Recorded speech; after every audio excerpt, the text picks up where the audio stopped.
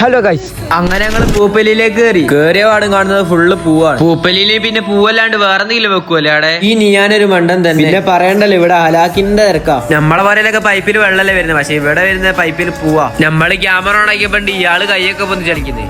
വേറെ ഒരുത്തനുണ്ട് കണ്ണടയൊക്കെ ഇട്ടിരിക്കുന്നത്, പക്ഷെ ആരും മൈൻഡാക്കൊന്നും കൂടി ഇല്ല. എന്നിട്ട് വെള്ളക്ക് റാഹത്ത് അമ്മയപ്പോ നമ്മള് ഫുഡ് കഴിക്കാൻ പോയി. പോകുമ്പോണ്ട് ഒരുത്തൻ തോക്കും കൊണ്ട് ഉന്നം വെച്ച് വെടിയൊക്കെ നിൽക്കുന്നത്. എന്തിന്? വാട്ടർ ബലൂണാണ്.